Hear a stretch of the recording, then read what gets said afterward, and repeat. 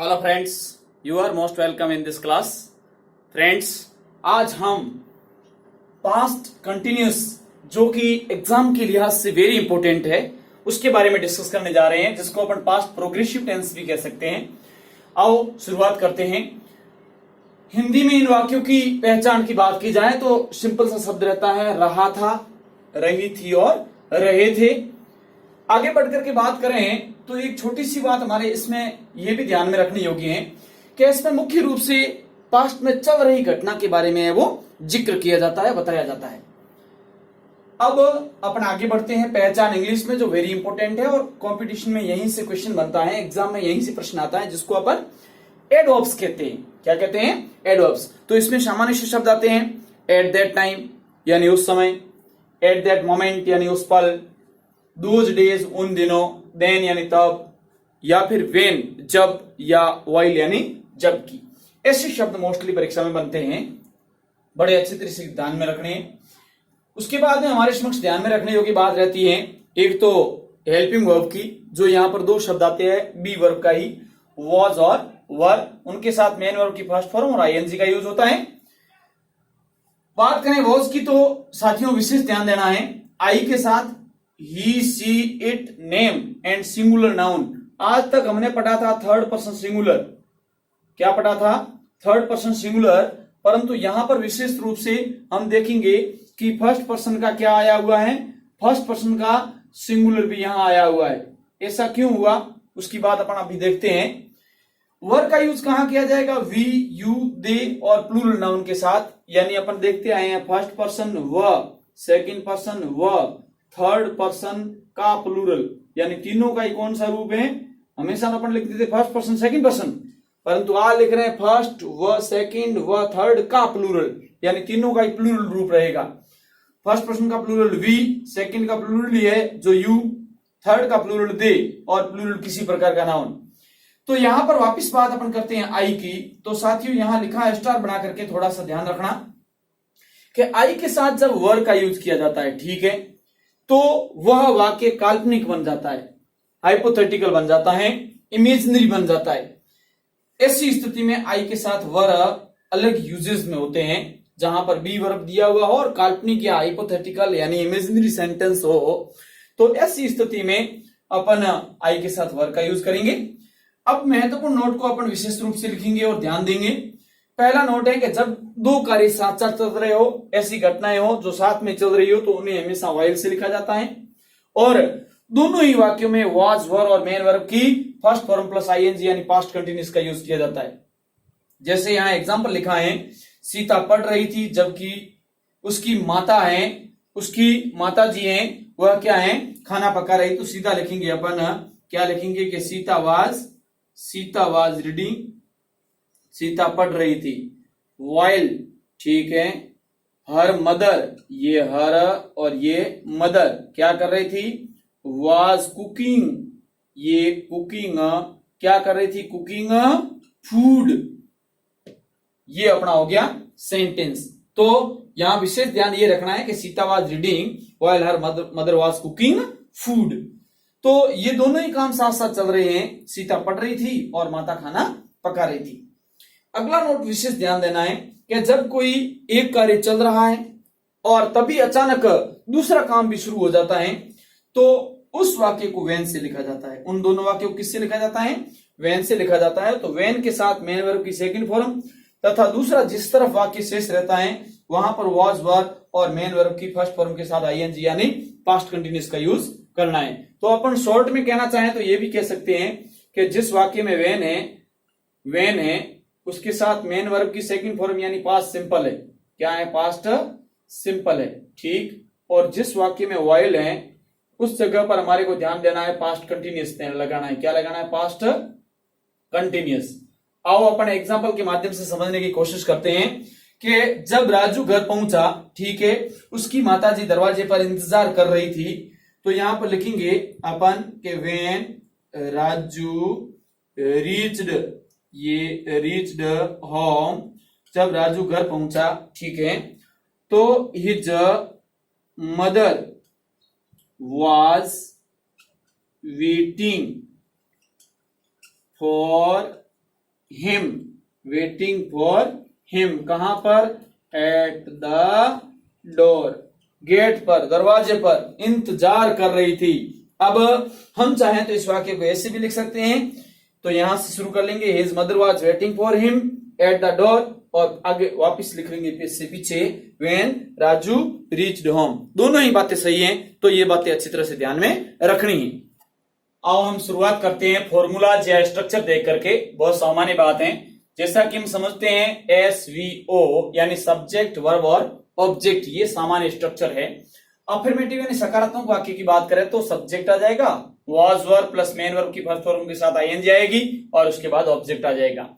Negative बनाना है तो वो की वो बात, यहां पर सब्जेक्ट है, वाज वर्ब है, हेल्पिंग वर्ब, उसके साथ में नोट लग जाएगा, मेन वर्ब की फर्स्ट फॉर्म ING आ जाएगा, और अंत में ऑब्जेक्ट जुड़ेगा।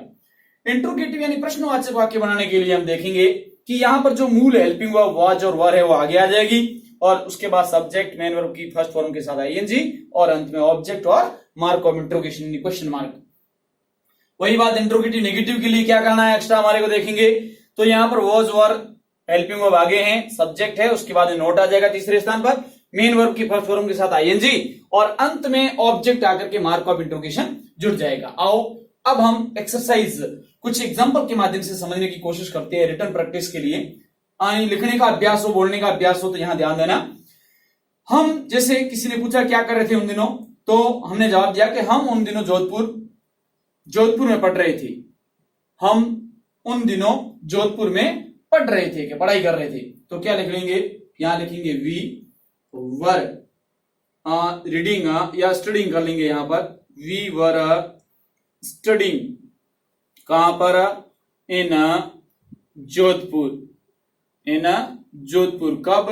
Those days.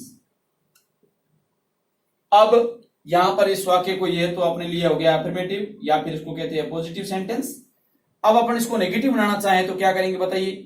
कुछ नहीं, एक सामान्य सा काम करेंगे, वी और ये वर, और यहां जोड़ देंगे नॉट, और शेष वाक्य वैसा का वैसा रहेगा, कहीं कोई दिक्कत नहीं आएंगे। Studying in Jodhpur those days. कितना सामान्य काम है, हम चाहें तो इसको बड़ी तसल्ली से और आराम से समझ सकते हैं। ये यदि इसी वाक्य को अपने को इंट्रोगेटिव बनाना पड़े तो क्या करेंगे हम? कुछ नहीं, यहां पर हेल्पिंग वर्ब आगे ले लेंगे, वर, उसके बाद में वी, उसके बाद में स्टडीइंग, उसके बाद में हम देखेंगे इन, उसके बाद जोधपुर, और उसके बाद में आ जाएगा दोज डेज, और अंत में क्या होगा बताओ? मार्क ऑफ इंट्रोगेशन लग जाएगा। वही वाक्य इंट्रोगेटिव नेगेटिव बनाना पड़े तब क्या करेंगे? तब भी यही होगा जो हम करते आए हैं, वर, वी और एक्स्ट्रा जुड़ेगा नॉट, और फिर हो जाएगा वो का वो स्टडीइंग इन जोधपुर, फिर क्या होगा जोधपुर के बाद? Those days.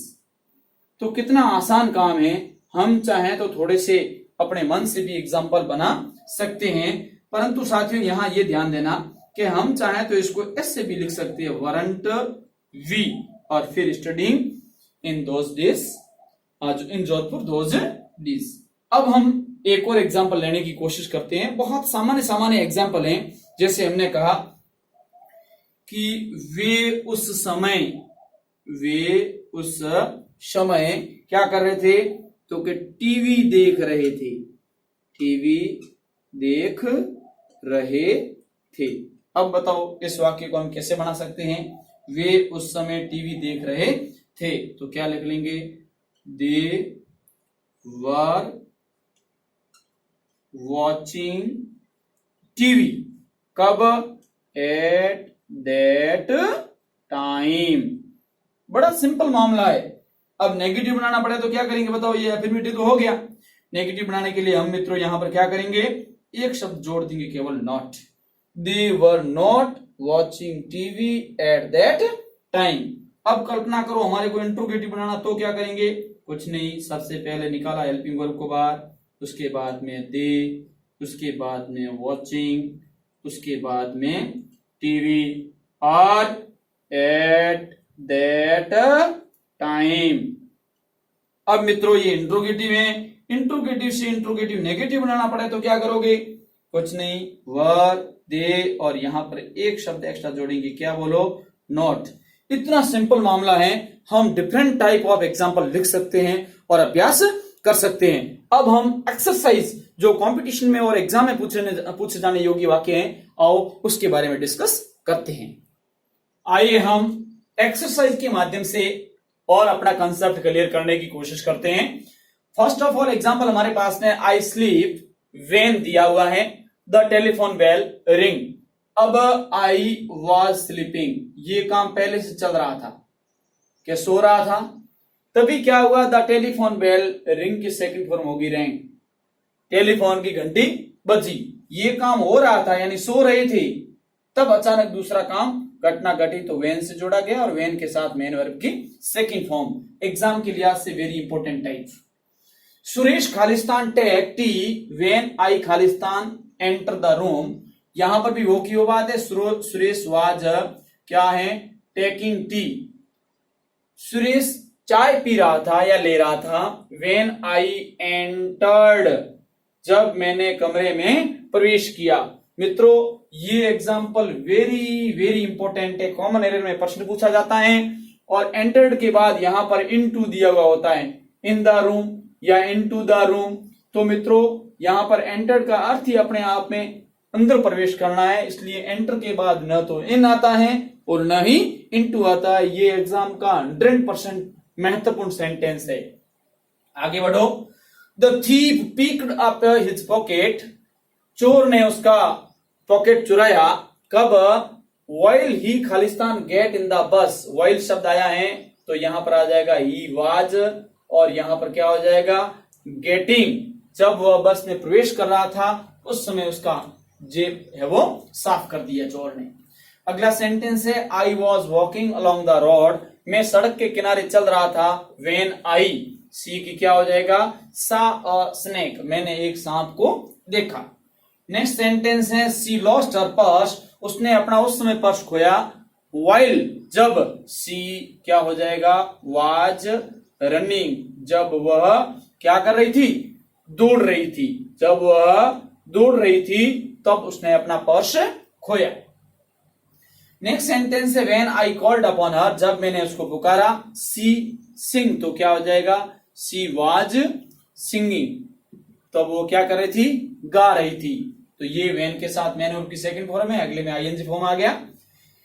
He Khalistan type a letter at that time. मित्रों at that time, those days, इस प्रकार के शब्द आते हैं। एट दैट मोमेंट, तो वहां पर ही के साथ वॉज वर्ब लगता है, तो ही वॉज क्या हो जाएगा, टाइपिंग। अगला सेंटेंस है they Khalistan prepare for competition those days, उन दिनों वे तैयारी कर रहे थे, प्रतियोगी परीक्षाओं की तैयारी कर रहे थे। तो क्या हो जाएगा, दे वर, और यहां पर हो जाएगा प्रिपेयरिंग। वी खालिस्तान गो टू बॉम्बे देन, कि तब आप कहां जा रहे थे, तो कि हम बॉम्बे जा रहे थे। तो ये हो गया वी वर, गो के साथ आईएनजी जुड़ जाएगा और गोइंग टू बॉम्बे देन। अगला सेंटेंस है राहुल, तो क्या हो जाएगा, राहुल वाज सिंगिंग। ऐसा क्यों हुआ, क्योंकि आगे बढ़े तो हमने देखा सॉन्ग वाइल से सेंटेंस जुड़ा हुआ है। तो Rahul was singing a song while his brother dance, यानी क्या हो जाएगा, वाज डांसिंग। एक गा रहा था और दूसरा नाच रहा था, तो काम साथ साथ चल रहा था। अब हमेशा की तरह अपन देखते आए हैं और जब वीडियो का अंत होता है तो अपन एक प्रोवर्ब के साथ अंत करते हैं और उम्मीद करता हूं ये प्रोवर्ब आप याद करते रहे होंगे। तो आज की प्रोवर्ब है ब्लाइंड मैन इज नो जज कलर्स। क्या मतलब होता है साथियों, अच्छी तरह से सुनना और समझना। A blind man is no जज ऑफ कलर्स। किसका, नो जज ऑफ कलर्स। इसका मतलब ये होता है बंदर क्या जाने, बंदर क्या जाने अदरक का स्वाद।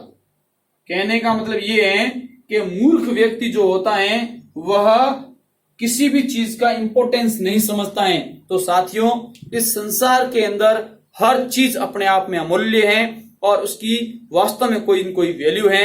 इसलिए हर सब्जेक्ट का अपना इंपॉर्टेंस है, अच्छी तरह से समझें, सीखें और आगे बढ़ें। वीडियो कैसा लगा कमेंट बॉक्स में अपना कमेंट जरूर लिखें। All the best, bye.